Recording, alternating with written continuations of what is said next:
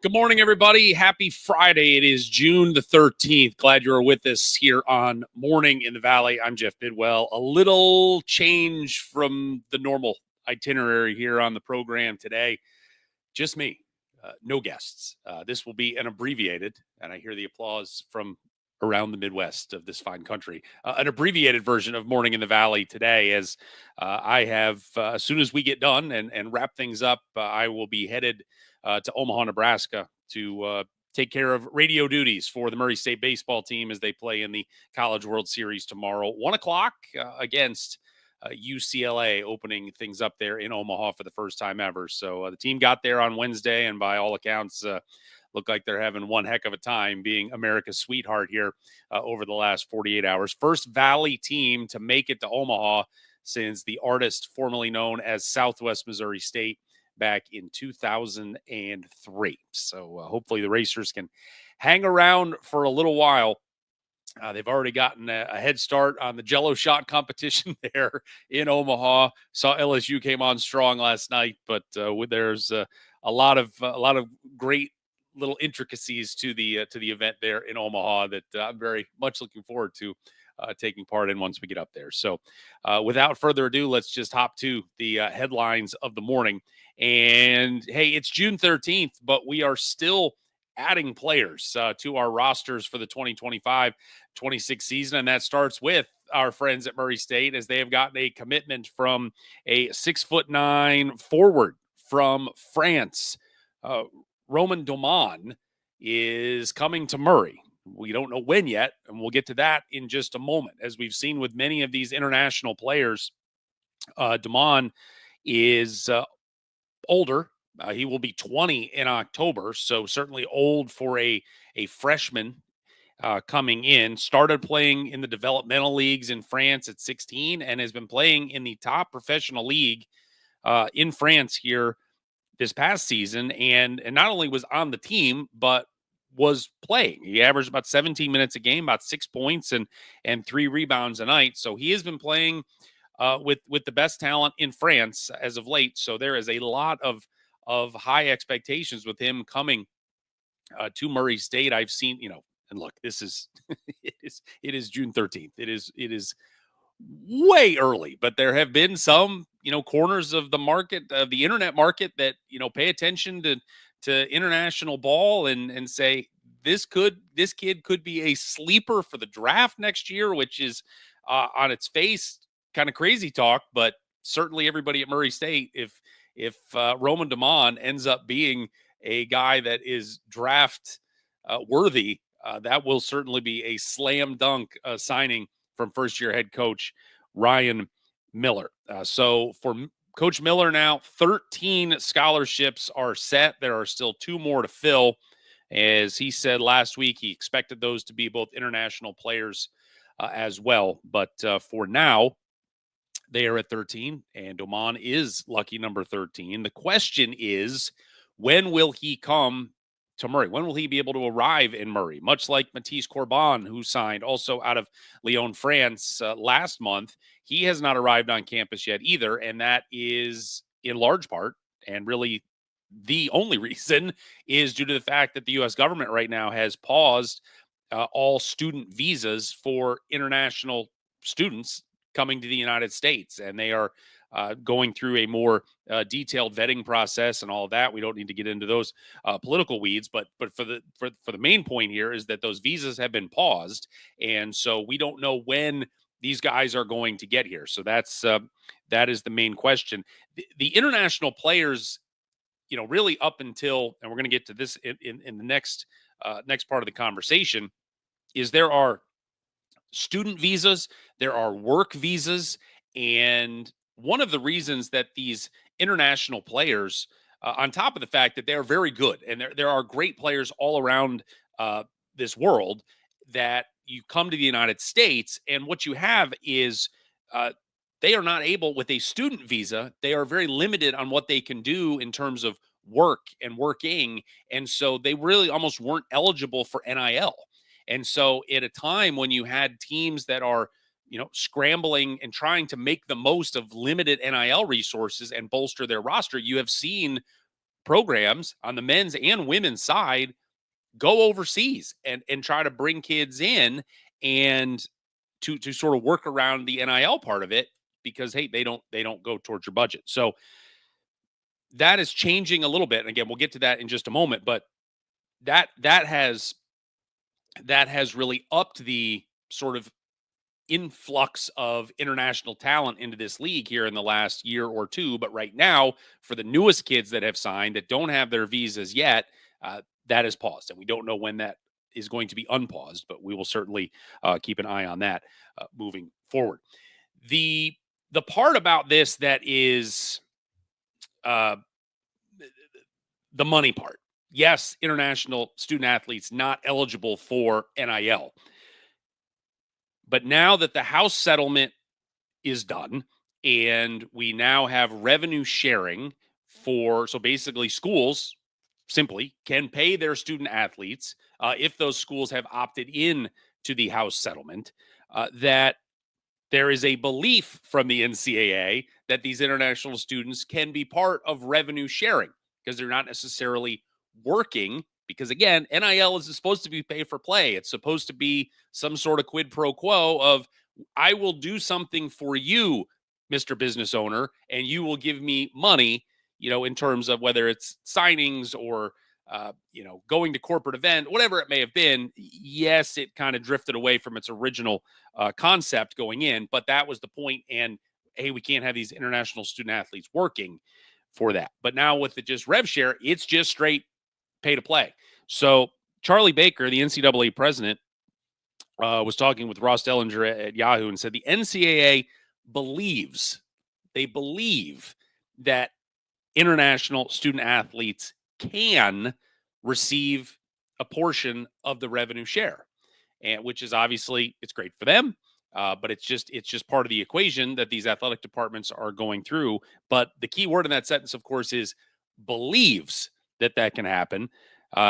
Baker saying that the NCAA still has work to do on ensuring that is the case and that they are seeking legal counsel on that. So as we have seen countless times here in the last couple of years, legal counsel never awesome because there will be a lawsuit coming at some point, but they are trying to get ahead of this and ultimately in the look.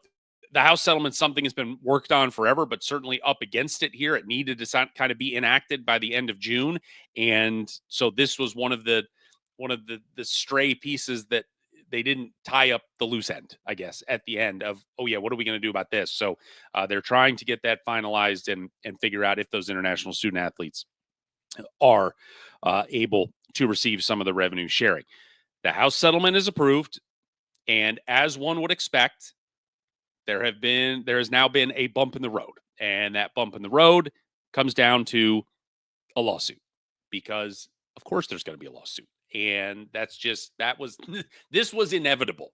No matter what corner of the globe that this was coming from, this House settlement was not going to be a blanket rubber stamp from everyone going, this is awesome. Thank you. And let's move along.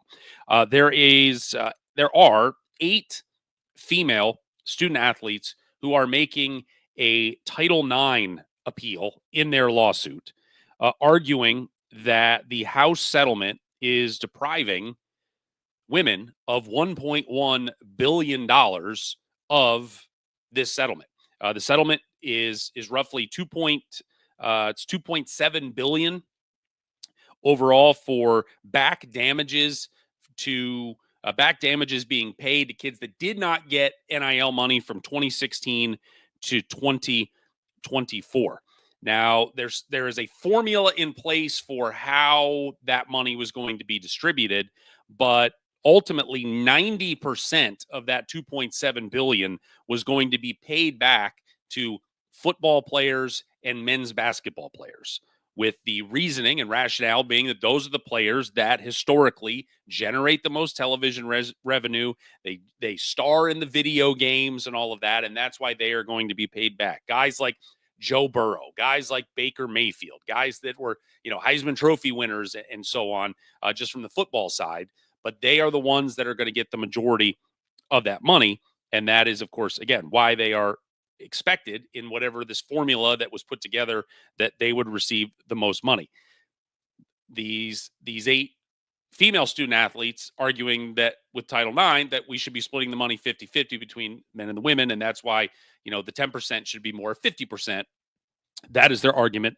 And so while that, again, the lawsuit was inevitable to happen from somebody, it has now happened. And so these back payments, which were supposed to start within 45 days of the House settlement being approved, and that would have been July 21st, the first payments were supposed to be coming out. Those payments have now been paused as this lawsuit has come through. So no timetable, certainly, of when this is going to be done through the court system, and they're going to figure out what the heck's going on. But the rest of the revenue sharing model is moving forward. So all the schools that have opted in can start paying their players on July 1st. But everybody from 2016 to 2024 that was hoping to see some checks coming in, they of various shapes and sizes, they're going to have to wait just a little bit longer. All right, the off the court stuff is done. Let's talk about some on the court stuff, and that is in Henderson, Nevada, as we have we're starting to piece together the Jack Jones Classic.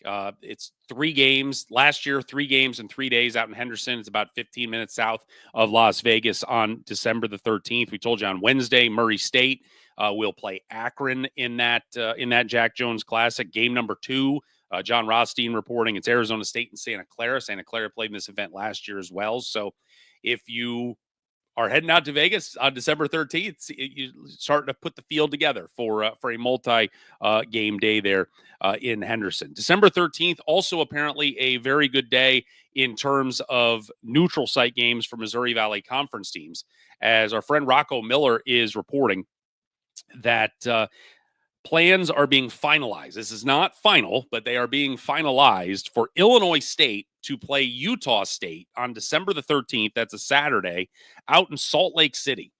And there'll be a couple games there. I think Utah is also playing a game against some of their non-Valley team. But Illinois State and Utah State trying to land the plane on getting this finalized. And this is, as I have banged on this drum, and I will continue to bang on this drum throughout the summer, you need good non-conference games. You need good to great non-conference games for this league to elevate itself and get to a multi-bid league again. And Utah State fits like a glove in that department. They were a 10 seed in the NCAA tournament last year. They were 61 in the KenPom last year. Usually the KenPom and the net, by the end of this, they start apart, but by the end of the year, they usually come together.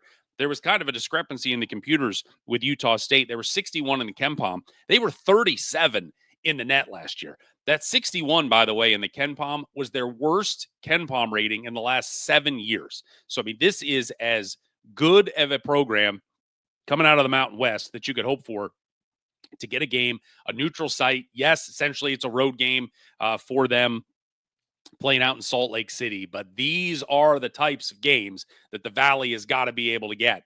And kudos to Ryan Peden, however they got this thing figured out to be able to go play out there on December 13th against Utah State out in Salt Lake City. Hopefully that will be officially official here soon enough. In Destin, we knew about the Emerald Coast Classic and the Drake Bulldogs playing in that event, playing the DePaul, Georgia Tech, LSU, part of a 4-team bracketed event, a 2-game MTE down there in Destin, Florida, Thanksgiving weekend, November 28th and 29th. They have released the brackets now, and it will be Drake taking on LSU in the opening round. 14 SEC teams made the tournament last year. LSU was one that did not, but their computer numbers, outside of them finishing, I think they were 14 and 18 last year, but they're, the KenPom 88, the net 89. So you're looking at a top 100 game. And look, Matt McMahon, a former Murray State head coach down there, trying to get that thing going. And if they can go, it is going to be a great game for, even if they can get to the middle of the pack in the SEC. Just the sheer computer numbers, and as we talked about last year, when you get 14 teams in, it's because the way the numbers all worked out, they basically, the SEC they were all quad one games for all the entire conference season. So you're looking at worst, probably a quad two game here for Drake. Even if LSU is not able to get up to the NOPAC and where they were last year, they're still a top 100 team. So a really good opportunity for Drake right out of the jump to get LSU, and then they would get either DePaul or Georgia Tech coming up on the final day of the Emerald Coast Classic down there in Destin. And finally today, we have some staffing news from Northern Iowa as Ben Jacobson has announced the hiring of new assistant coach Mark Sonnen, and it's keeping it in the family there at UNI, as Sonnen played from 2009 to 2013 for Coach Jacobson, part of that 2010 Sweet 16 team, played on a couple CIT teams, a part of an NIT team, so plenty of postseason experience there at Northern Iowa. He played professionally for a little bit when he got done, came back to UNI as a grad assistant for 2 years from 2019 to 21, then moved over to the video coordinator job for a year, went away, had a couple seasons, 3 seasons as a Division II assistant coach at Minnesota Duluth, and then at Drury over in Southwest Missouri. But now he is back as the newest assistant coach for UNI, and I love it when they bring the guys back. Especially when they are guys that are now working under coaches that they once played for.